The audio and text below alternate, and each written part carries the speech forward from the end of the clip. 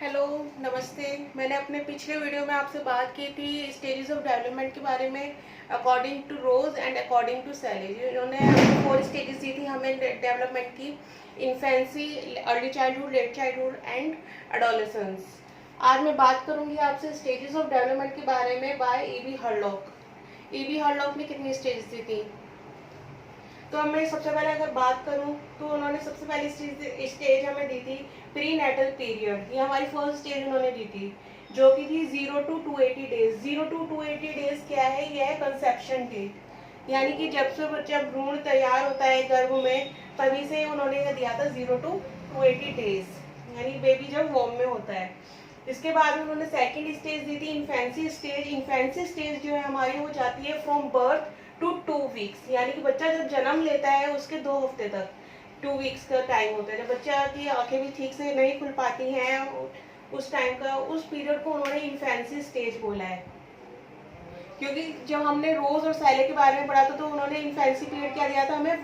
First to 3 years. But इसमें क्या है, मतलब 2 वीक्स तक का टाइम हमें इन्फेंसी स्टेज का है, कि ये जो टाइम है इन्फेंसी का वो सिर्फ 2 वीक्स तक का ही होता है। और जो उन्होंने थर्ड स्टेज हमें दी, वो थर्ड स्टेज है हमारी बेबीहुड। बेबीहुड में उन्होंने क्या टाइम दिया हमें? 2 वीक्स टू 2 ईयर्स। अब देखिए, जो उन्होंने इन्फेंसी में दिया था रोज और सैले ने 2 ईयर्स तक का, 3 ईयर्स तक का टाइम, वो इन्होंने बेबीहुड में दिया है 2 वीक से 2 ईयर्स तक। जब यानी कि वो टाइम जब बच्चा ठीक से खाना भी नहीं सीख पाता है, और 6 वीक्स आपका 6 मंथ तक बेबी सिर्फ मिल्क पे डिपेंड होता है, उसके बाद थोड़ा बहुत कुछ लेना, लिक्विड लेना शुरू करता है। तो ये टाइम क्या है? बेबीहुड वाला टाइम जो है, जब बच्चा चलना सीखता है, थोड़ा सा चीजों को पकड़ना सीखता है, होल्ड करना सीखता है, तो वो क्या है, उन्होंने बेबीहुड में दिया है वो। इसके बाद में हमारी फोर्थ स्टेज उन्होंने दी है चाइल्डहुड। चाइल्डहुड को उन्होंने डिवाइड किया है फ्रॉम 2 to 12 ईयर्स। अब इस 2 to 12 ईयर्स को जो उन्होंने चाइल्डहुड का दिया है टाइम, तो इसको भी उन्होंने क्या करा है? इसको 2 पार्ट्स में डिवाइड करा है, एक तो अर्ली चाइल्डहुड एंड दूसरा लेट चाइल्डहुड। जो अर्ली चाइल्डहुड को उन्होंने बोला है वो बोला है 2 to 6 ईयर्स, यानी जो 2 to 6 ईयर्स का टाइम है वो उन्होंने अर्ली चाइल्डहुड का दिया है, यानी कि जब बच्चे के मोटर स्किल्स डेवलप हो रहे होते हैं उस टाइम को उन्होंने बोला है अर्ली चाइल्डहुड। जब बच्चा देखना से, जब बच्चे को ऑब्जेक्ट परमानेंस आता है, वो चीज़ों को पकड़ना सीखता है, वो चलना सीखता है, वो खुद को संभालना सीखता है, तो वो सारा क्या टाइम है? अर्ली चाइल्डहुड का टाइम। और जो लेट चाइल्डहुड का टाइम उन्होंने दिया 6 to 12 ईयर्स, यानी जब बच्चा रीजनिंग करने लगता है, क्वेश्चन आंसर करने लगता है, तो वो टाइम उन्होंने लेट चाइल्डहुड में दिया है। तो यानी कि इसमें उन्होंने फोर्थ स्टेज पे चाइल्डहुड देके हमें भी उसमें भी 2 पार्ट्स में उसको डिवाइड कर दिया है। अब अगर हम फिफ्थ स्टेज की हम बात करें तो फिफ्थ स्टेज उन्होंने दिया हमें एडोलेसेंस। एडोलेसेंस का पीरियड उन्होंने दिया है 12 to 21 ईयर्स। अब देखिए 12 to 21 ईयर्स को भी उन्होंने 2 पार्ट्स में डिवाइड किया है, एक अर्ली एडोलेसेंस एंड एक लेट एडोलेसेंस। अर्ली एडोलेसेंस में उन्होंने 12 to 16 ईयर्स का टाइम दिया है, जब बहुत ज़्यादा बॉडी चेंजेस हो रहे होते हैं, बच्चे में फिजिकल चेंजेस हो रहे होते हैं, वो टाइम उन्होंने दिया है। And let adolescence 16 to 21 years का टाइम उन्होंने दिया है, यानी कि बच्चा सोशल होना सीखता है, बाहर निकलता है, स्कूल कॉलेज में जाता है और लोगों से मिलता है, तो वो टाइम क्या करा है? उन्होंने लेट एडोलेसेंस में दिया है।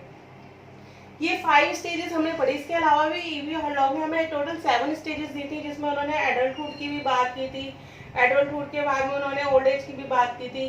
तो जो हमें कोर्स में पढ़ना है, हमें वो एडोलेसेंस तक पढ़ना है जो हमारा, क्योंकि एडोलेसेंस का पीरियड स्कूल पीरियड होता है, और जो हम तैयारी कर रहे हैं वो स्कूल टीचर के लिए ही तैयारी कर रहे हैं। हम एज ए स्कूल टीचर ही हम खुद को देख रहे हैं, उसी के लिए प्रिपेयर कर रहे हैं। तो हमें जो प्रिपेयर करना है वो एडोलेसेंस के लिए करना है, और हमें इन स्टेजेस के लिए प्रिपेयर करना है। इसके अलावा जो 2 स्टेजेस नहीं है वो भी मैं एक बार आपके साथ डिस्कस कर लेती हूँ, आपके लिए हेल्पफुल रहेगा। अदरवाइज जो आपका कोर्स कंटेंट है उसके अंदर इतना ही आएगा एडोलेसेंस तक। तो जो उन्होंने नेक्स्ट स्टेज दी थी,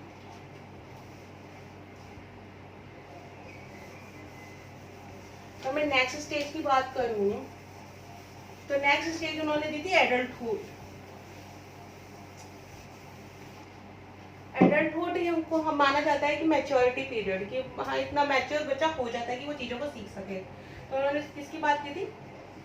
एडल्टहुड। और एडल्टहुड का पीरियड क्या दिया था उन्होंने? 21 ईयर्स टू 65 ईयर्स। अब इसको भी उन्होंने 3 पार्ट्स में डिवाइड किया था। 3 पार्ट्स कौन से थे उनके? Early, middle and let. Adulthood भी मैं लिख ही देती हूँ आप लोगों के लिए। Adulthood,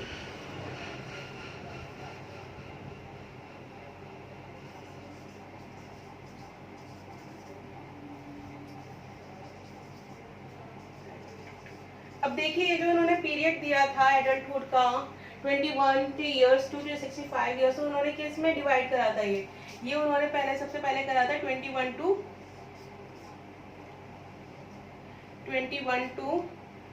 45 years.